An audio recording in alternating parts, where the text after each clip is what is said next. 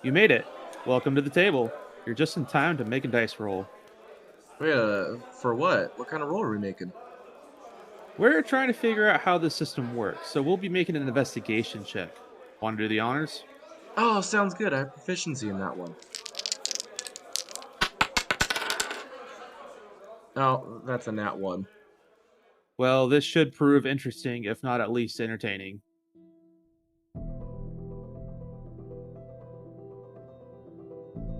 Welcome to the Nat One Nerds podcast.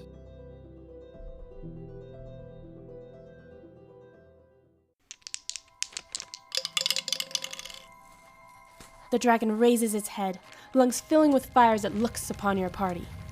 Roll for initiative. Continue to experience your fun fantasy adventures with Rosemary PG Studios, an entertainment company dedicated to clean fantasy content. Has your party not met in a while? Have you been craving a D&D adventure?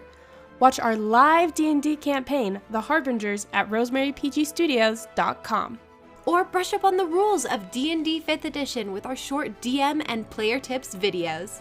Come quest with us for fun fantasy adventures at rosemarypgstudios.com.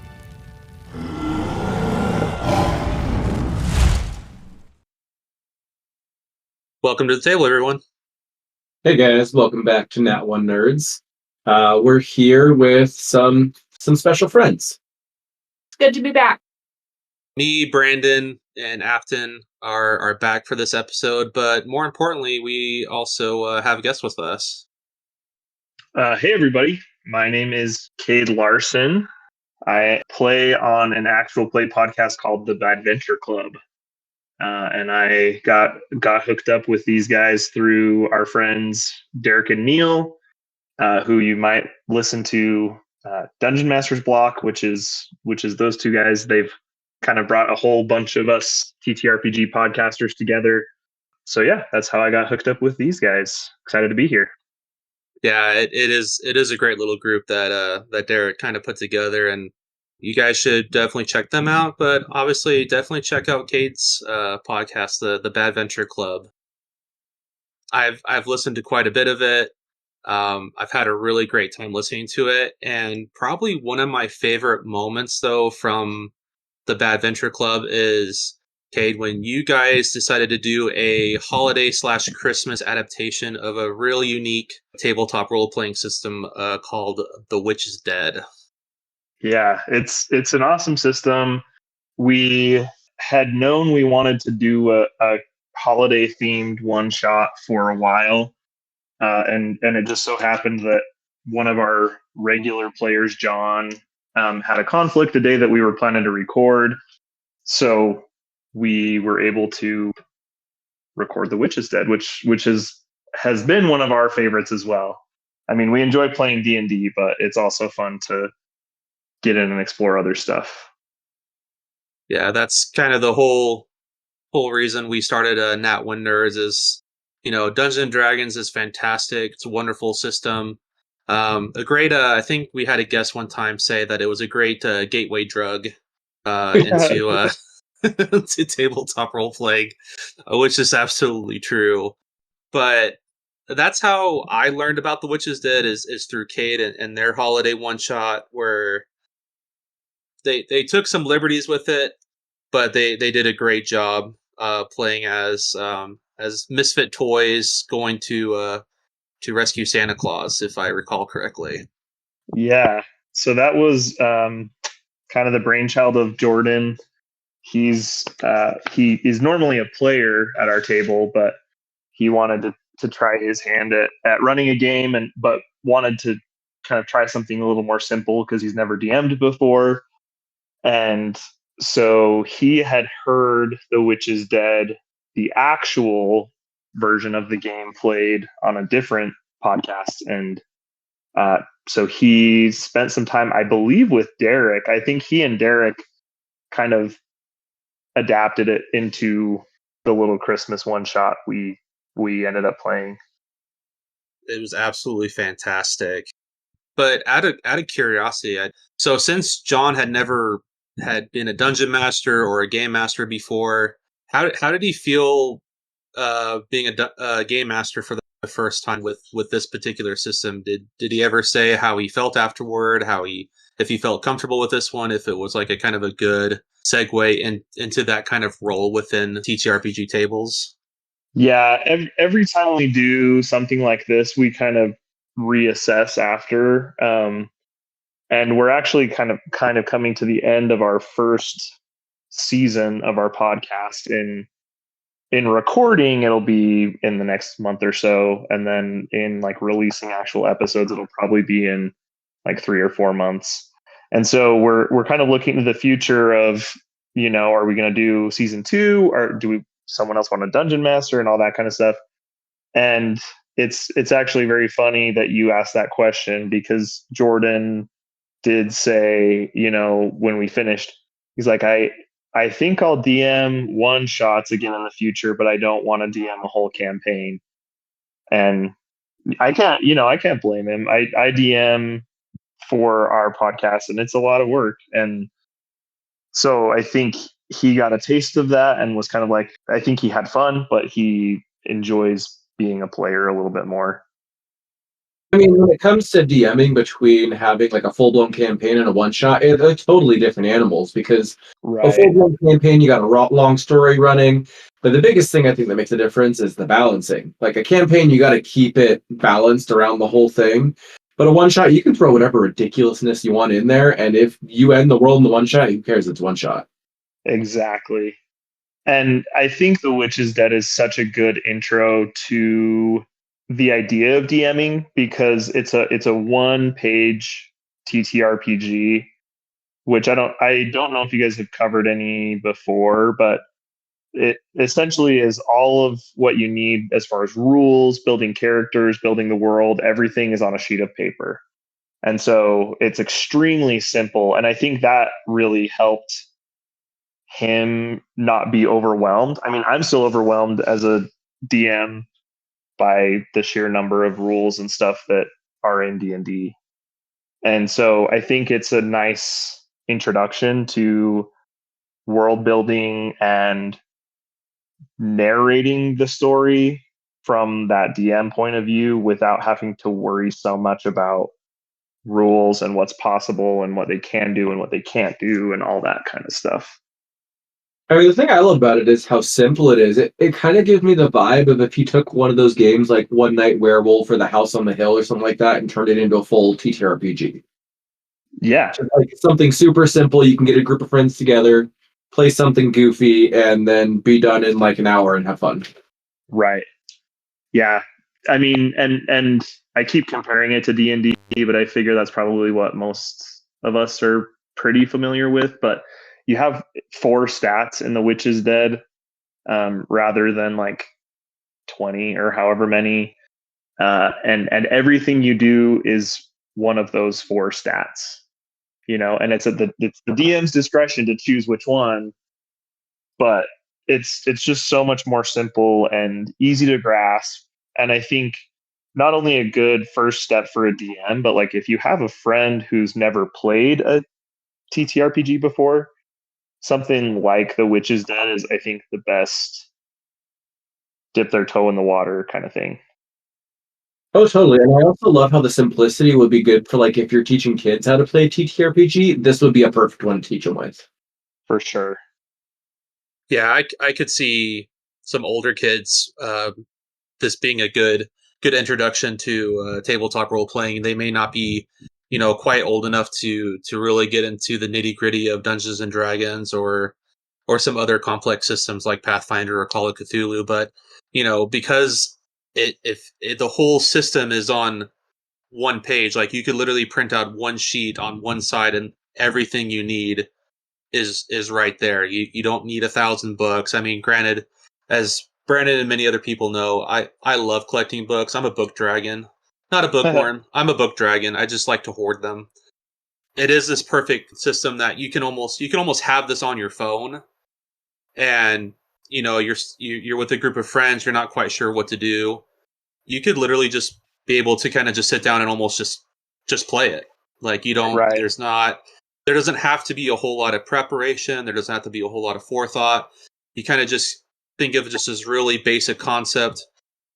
Pull up the sheet, pull up your digital dice, or if you're like me and carry around physical dice everywhere you go, pull those out and and use those. I don't know what that says about me, but it is what it is, and whatnot. So I think it's a great, simple little system. And what I also like about it too is that, reading the system and kind of comparing, what Jordan did on your podcast, Cade.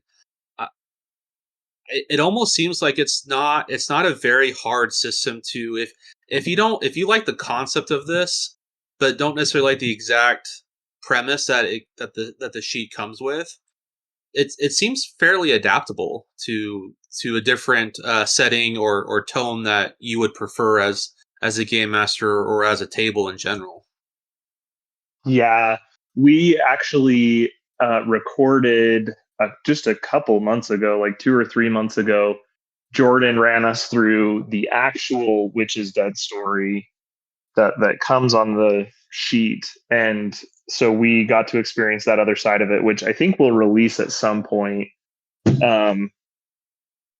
And it was fun for us to play it again, and like the story was so different, obviously because we weren't playing a Christmas themed one, but also just the fact that on the sheet it gives you, as the dungeon master, you roll, I think it's a d6, and that tells you what the problem is, who the big bad guy is, what kind of scenario you can throw at your players.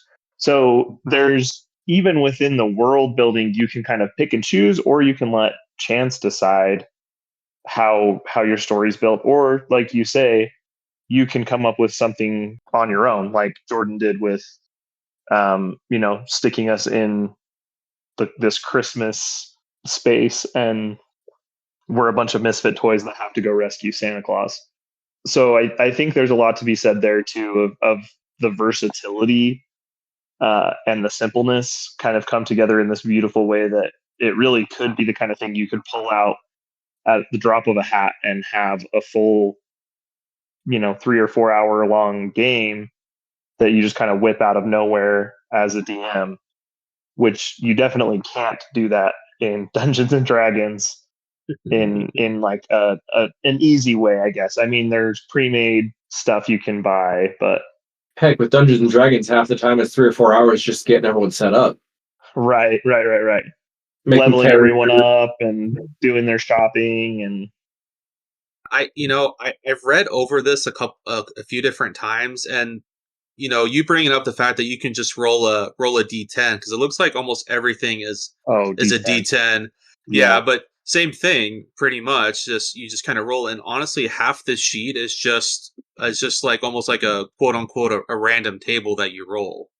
So it's almost like a simple way to customize or adapt this system is that you find other similar tables, because there's thousands of them, and you can almost take something simple. So like the village is, and it says you can roll twice on the d10 to help kind of get a tone and feel for the village that you end up in, at least in the natural version of this.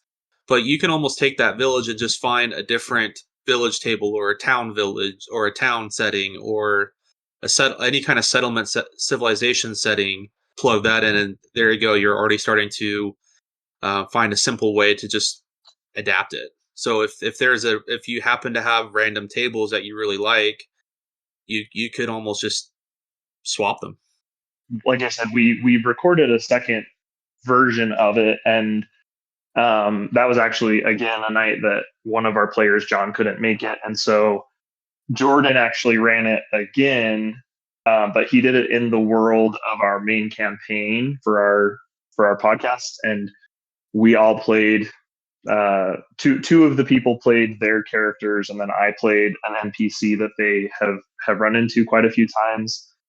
And so it was cool to experience the world we've all played in a new way, with a little bit of a twist, so it was really cool to kind of take those characters and dumb them down almost in their character sheet sense of, oh, well, this character's really good at these stats, so that probably means they have a high quick or a high strength or whatever, rather than they have a strength, dexterity, charisma, all that kind of stuff. So it's really cool, and I think there's a lot of application for whatever group you're trying to get it in front of, and really you can plug and play whatever you want. The tables are there and they're really nice, but you can plug and play whatever scenarios you want. It's a super versatile system that way.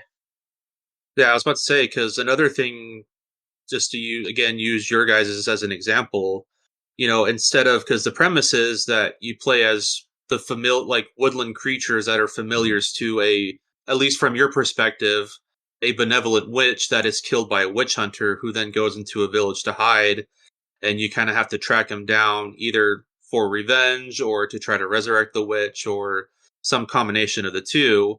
But for you guys, you essentially had replaced the witch with Santa Claus, and instead of Santa Claus being murdered, which would have been a lot darker. Well, I don't know if you listened to our Christmas one shot from this year, but it was definitely a lot darker. Oh no! Oh no! Yeah, we didn't play The Witch is Dead. We played another one-page RPG, but yes, no, the one from 2023 was a much lighter tone in that sense. But you replaced, instead of being murdered, you switched it to being kidnapped, and instead of resurrecting or getting revenge, it became a rescue mission. But you still use the same stats, which, as you mentioned, there's only 4, that being clever, fierce, sly, and quick. Depending on the familiar you want to play as, which there's a table, it comes with pre-generated stats, and you essentially just pick a familiar / woodland creature that you want to embody.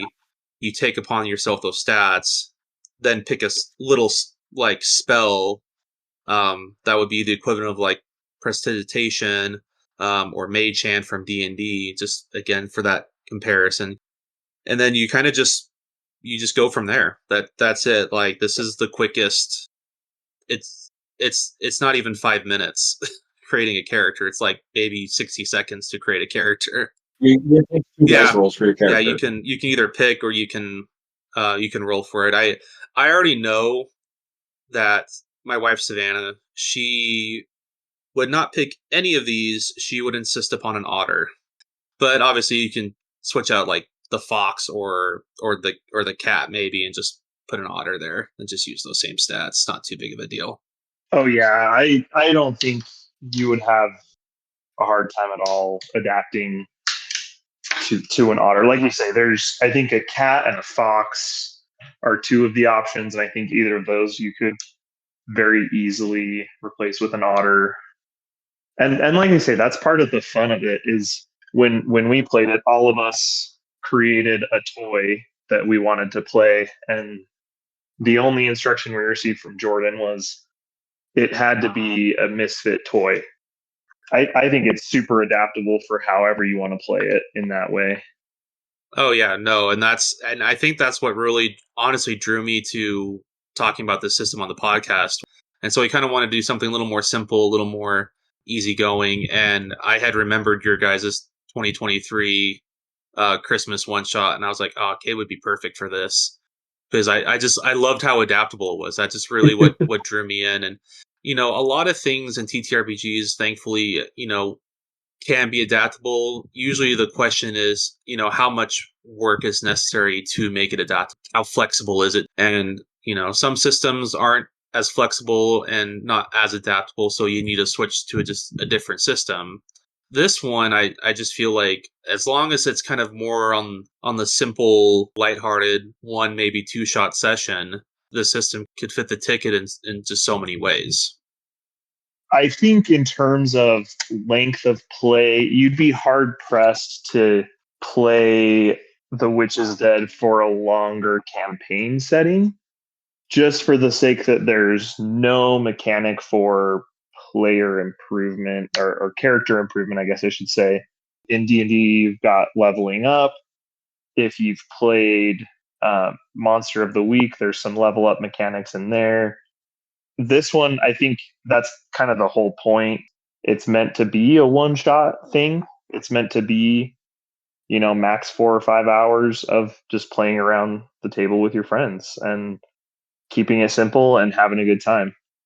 I mean, you know how us D&D players are. We're always chasing that carrot of a level up or a new item. With this one, you just goof off and have fun. that kind of leads to the other thing that I really liked about it was there was no like min-maxing. There was no like in D&D, you're always trying to kind of balance your party out, or you're trying to max your character out and be like, well, I'm gonna be the perfect specimen for these scenarios.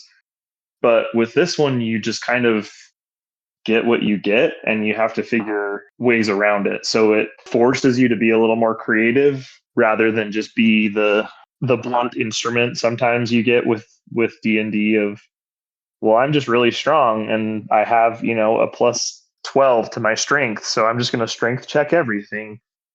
You can't really do that in this game, which is fun. Nah, you can't fireball everything in this one. Can't do that.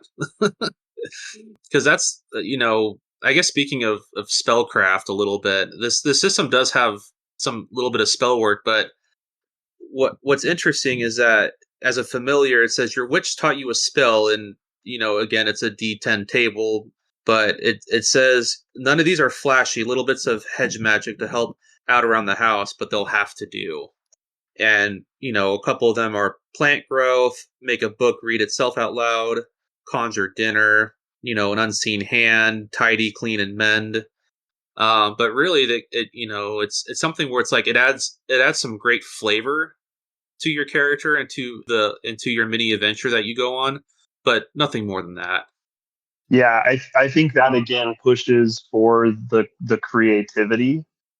I won't spoil too much about the Christmas one shot we did, but one of the characters that's played by Skylar, he's a marionette puppet that is kind of just cobbled together from bits and pieces of other dolls, and he gets the spell to conjure a snowman, which I think in the regular version was meant to be plant growth or something like that. But the creative ways that we found for him to use that stupid snowman and like, because it couldn't do anything, it was just a snowman that he would conjure. But that was part of the fun of it, was we each had this one little spell we could do, but it was not inherently powerful. It wasn't a fireball, like you said. So that was a lot of fun. That was really cool to be pushed creatively like that. No, and that's what I love about it. But as you said, it's essentially designed as a one shot, one session type thing. In terms of like character development and especially combat, this system is very much lacking in. But as you said, because it's such a simple system, it really narrows in on its strengths, and one of those strengths, as you said, is creativity. It forcing you to get creative in in those 2 or 3 obstacles that your characters may come across, and seeking vengeance for your beloved witch. Yeah, the combat is probably the toughest part of this system. That would be a point of contention I would maybe have with it is a little difficult because there's not really great HP combat type things. We obviously figured it out and made it work, and that's where the creativity and just kind of the role playing part of the game comes in, of the DM making calls on the fly and kind of keeping track of things that way. So that would kind of be my one hesitancy and my one maybe warning to people is, if you're a D&D regular group and your party loves combat, it is not for you. The Witch is Dead it's probably not for you. But if you're a DM and you want your party to get better at role playing and storytelling, then this might be a great option, and it will kind of force them to do that narratively rather than through, min-maxing their combat stuff. I mean, it's like it says at the bottom of the page, the GM's characters don't use dice, they force you to roll them. So it's all about the characters rolling, and It says you just roll and you get danger if you roll too low and build it up until you die. And that's how combat works. It's pretty simple. You don't really have to do combat. Honestly, the woodland critters aren't going to be fighting their way through the town. Right. That's I guess where I say, like, I feel like there's people who love combat in D&D, and that's great. I love combat in D&D, but the combat in this game is probably the most different part from regular D&D. No, that's something that I noticed too, was that even because the danger aspect, or the I don't know whether to call it an aspect or a mechanic, just because it's kind of loosey goosey a bit. Just again, shout out to Cade's podcast there. Yeah, that's awesome. It talks about danger that you do a task because you're playing as animals, and the premise is that obviously as animals, even slightly more intelligent animals, perhaps it could be argued here, that most of what we do as humans every day would still be pretty difficult, just because, I mean, one of the biggest things is they don't have, opposable thumbs. That's a pretty big disadvantage there. And so when you try to do stuff as these woodland critters, these tasks can get really hard and even dangerous. And it seems that if you try to do something and the GM decides that it could be classified as dangerous, that's where this, danger aspect or mechanic comes in. If you ever roll equal to or under your current danger, you're in serious trouble: dead, trapped, lost, or captured. One of the aspects that it does, as far as direction of the GM, is that if you use your magic, that's always considered danger. So if you use your magic in any way, you initiate that danger aspect.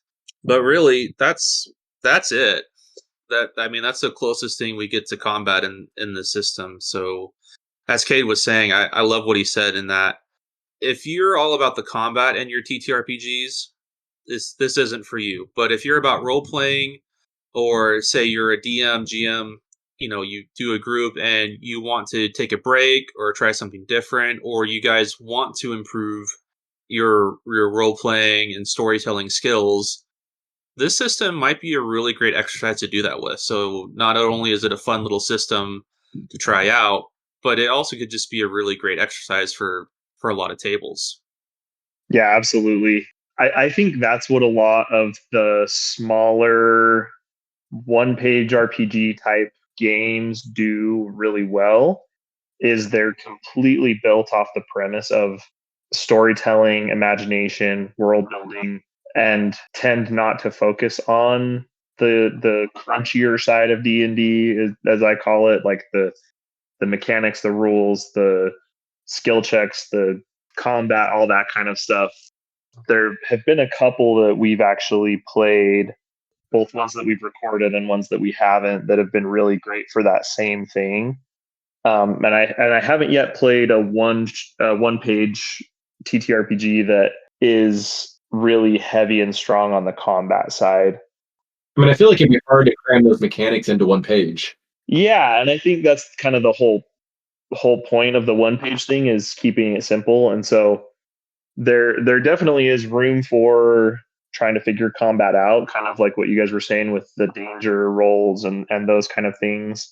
I think that's what they're really good for, is for keeping the rules and things to a minimum. But I think also just having a good time and not being too worried about following all the rules, and because there's not that many to keep track of.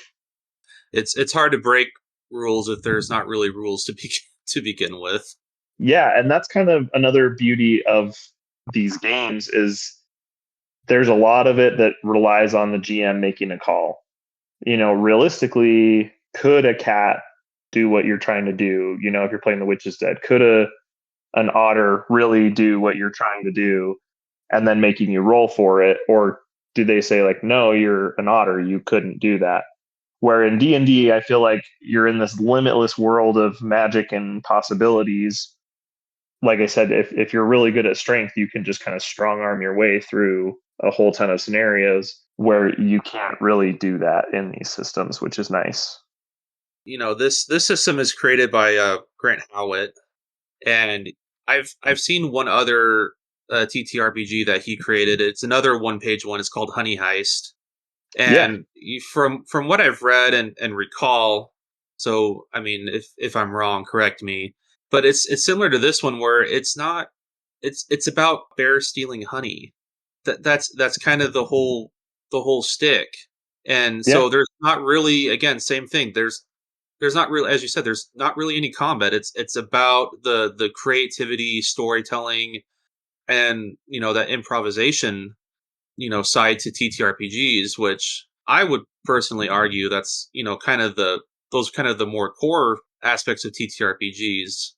In my opinion, that's kind of why I personally go. I love the storytelling, and it's just another example of what Cade was saying, is that there's not too much to it. There's an aspect that it really focuses in on, and it does really really well there. And to keep it simple and to make it fit on a page, maybe two, you kind of have to sacrifice other aspects so that way your system can work. And The Witch is Dead does a great job of it gives you essentially a scenario to play in the system, but as we've discussed, it's very adaptable. It's very flexible as far as what kind of story you want to tell. It's honestly, I can see this being adapted for a lot of different holidays. Halloween, well, I mean, I guess it's already kind of Halloweeny as as it is. I guess you could change a couple things, but you could, I don't, instead of Santa, instead of the witch and instead of Santa Claus, it could be, it could be Cupid, it could be the Easter Bunny, it could, it could be George Washington if you're from the U.S. Like, it's not too hard. We'll see now. Basically, just take the mechanics and change the details. Exactly. But see, now I need to think of a way to put George Washington into this. Now that I've said it, I'm really curious about this train of thought. I want to go down, but You're gonna make a 4th of July one off of it. yeah, exactly. I'm down for it. Hey, we did a 4th of July one shot last year for that was based on the founding fathers. That was D&D though, but yeah. This one, I think you could easily adapt into any scenario like that. I don't know if any of you guys watched it, but I'm getting vibes of that episode of Ben 10 where they go back in time and George Washington launches like an electrified axe through an alien ship with a musket. It's ridiculous. Yeah, no, this is a one of many shameless plugs for the Badventure Club. If you go listen to our Revolutionary War one shot, there's a lot of those kind of shenanigans. Ben 10 level shenanigans that we get up to. So I see stuff like that on TV, and especially like in cartoons and stuff, and I see that stuff and I'm like, there's no way half the writers didn't play TTRPGs either as a kid or is currently 100%. Playing right now, whether it's D&D, Pathfinder, Call of, I don't care what it is. Like it came from somewhere, and that kind of shenanigans is just, I feel like that's the highlight of one of our, shameless plugs for the TTRPG community as a whole, is that the shenanigans are endless. Yeah, and limitless. Absolutely. Oh gosh. So, but yeah, that's where I do say I think these type of games. Another one we recently played was called Lasers and Feelings, and that's based off of I think it's based off of Star Trek. And it's super simple in its rules. So there's a ton of them out there, and they're super easy to find. Most of them are free. I think a lot of them have like a way you can kick back to the author if you're able to.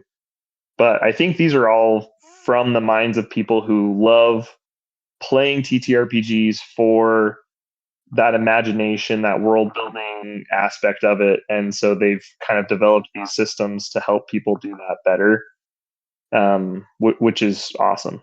I think it's so great. Yeah, I was about to say, The Witch is Dead. Google it. Within the first three things, you can find it and download it. I mean, I just Googled The Witch is Dead TTRPG, and a Reddit post where he put the original author posted it came up first thing, so it's pretty easy to find. I was about to say, I even found, because the original version is handwritten, and I actually ended up finding a printer friendly version, like a typed out version. You can find that for free. I want to. Isn't Laser and Feelings also something you could probably Google and find a copy that way too if you really wanted to, I think. Yeah, while we were talking, I just Googled it, and it's the first thing that pops up is the rules to Lasers and Feelings. So Yeah, that one. I think Honey Heist you can also find.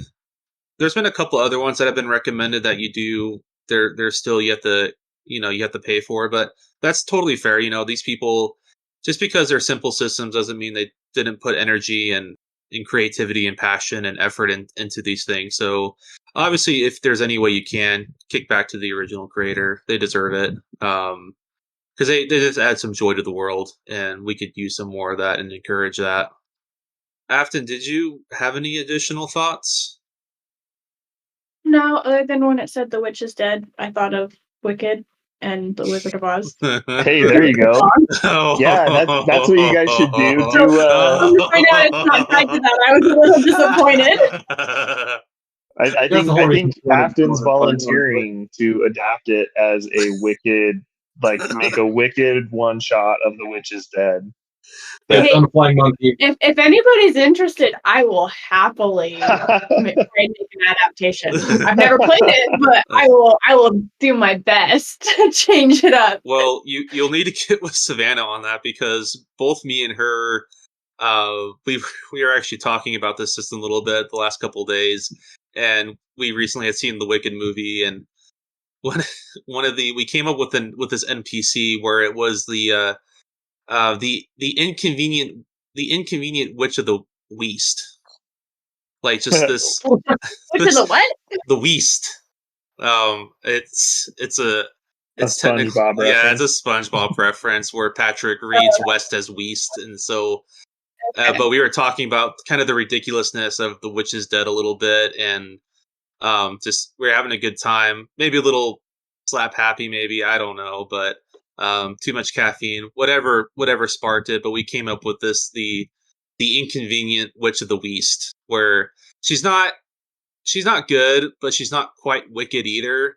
And it's kind of obvious to tell kind of why when she dubs herself the Witch of the Weast, and it's like there's no such thing as Weast, but she exists anyway, and so she ends up just kind of becoming this inconvenient nuance to the world of Oz, or some variation of it. We thought it would be really funny to have a NPC or even a character like that. The chaotic neutral witch of the Weast. Yeah, kind of this chaotic neutral, and it's not because she purposely chooses it, but just because she's trying so many different things and trying to be everything, and she just can't. She's too much. Too much. Yeah, she's just way too much, even for herself to handle. So we thought it might be funny, but oh my gosh, we need to have a podcast a crew session off air, and we need to figure out this next actual play we're doing now. Oh, such a great movie. Anybody else have any final thoughts? Because I feel like we've covered this pretty well and had a lot to talk about for just a one-page system. Yeah, I guess my last thoughts would just be to reiterate some things that I've already said. Like, I think D&D is awesome. I love D&D. We have a whole podcast dedicated to it. But I have found so much enjoyment, and I feel like it has made me a better D&D player and DM to get out and experience these other systems. We played The Quiet Year once, which is a phenomenal world building cooperative game. We've played The Witch is Dead, Lasers and Feelings, Monster of the Week. There's so many wonderful game systems out there that are worth exploring and getting a new idea or a new way of looking at things that I think can make you a better player, more, open your eyes to more, creative ways to do things. That's the heart and soul of our podcast. We're a couple, we always promote ourselves as a couple or a few D&D nerds that roll in investigation checks into other systems. So yeah. Basically.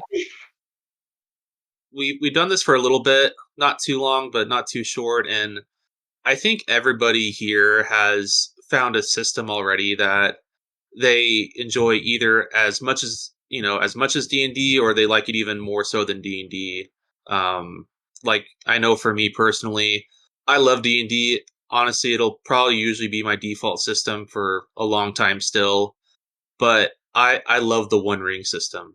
I love playing in Middle Earth. I love the fact that the whole system's just this giant, tabletop love letter to Tolkien and his lore, and to try to keep to it, but you utilize unique mechanics that are unique to the system, that really highlight those themes found within Middle Earth and the Lord of the Rings itself.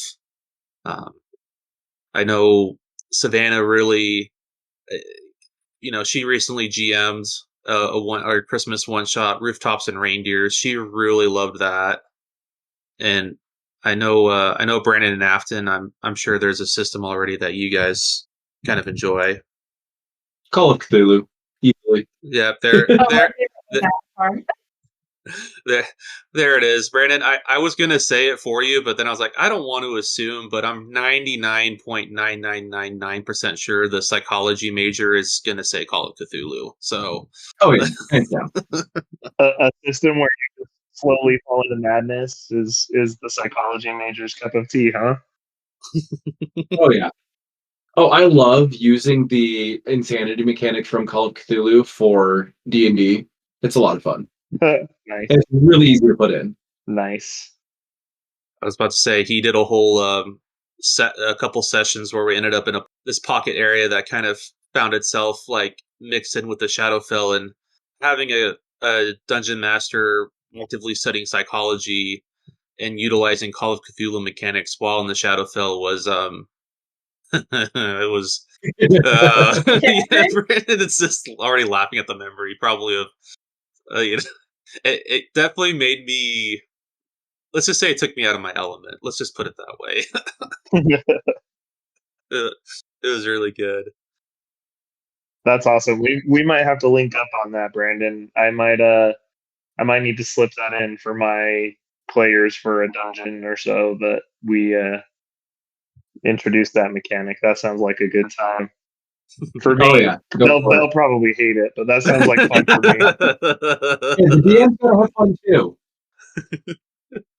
Yeah, right. It's a game for all of us. It's not just a game for them, right? So, being an exploration podcast, we absolutely agree with what Cade said. Explore other systems, even if it's just for the sake of broadening your aspects, and kind of like as we've given examples with. There's so much ways to be adaptable and utilize some mechanics from other systems, as Brandon said. Taking an insanity mechanic from Call of Cthulhu and putting it into D&D, or with The Witch is Dead to bring it back around. Just that good solid exercise, if anything else, into that creativity and being able to use the mundane to still tell an epic story. You don't need a ton of magic. You don't need a lot of ancient artifacts. You don't need all that. You don't need to go slay a 5-headed demon dragon. You can just be little woodland critters that are just trying to get creative. We just want to thank Cade for coming on and taking some time out of his day to help talk about this great little one shot system. It's something that I've kind of wanted to do for a while, and figured just let's just go ahead and do it. Because as awesome as Dungeons and Dragons, Pathfinder, Call of Cthulhu, The One Ring, those systems are wonderful. They should absolutely be explored, and looked at. But there's just something nice about a one-page system where it's just very straightforward, not really much thought, just jump in, have fun right off the bat. We again want to encourage people to check out Cade's podcast, The Badventure Club. Cade, do you want to mention where people can find you and the podcast at? Yeah. I'm on Instagram at Cade.Larsen. You can find me there. You can also find the Badventure Club there. We are on Spotify and Apple Music, or Apple Podcasts, I guess, or whatever podcatcher you use. And it's just the Badventure Club. We post episodes every 2 weeks on Wednesdays, so keep an eye out for us there. I think I said it earlier, we're just wrapping up season 1 of our campaign, so you have 40-ish episodes to listen to for that. But yeah, I appreciate you guys having me on. It's been a lot of fun to get to know you guys a little bit better and chat TTRPGs. It's always a good time, in my opinion, to chat about TTRPGs. We'll be sure to put some notes in our show notes regarding Cade and his podcast. But seriously, I've listened to it. It's a great group. It's a great D&D podcast, and they have some really great side adventures. Know if they realize that it would spawn a whole episode on another podcast. As far as us, as always, you guys can find us on Instagram, Facebook, and Threads. Until next time, guys, happy rolling.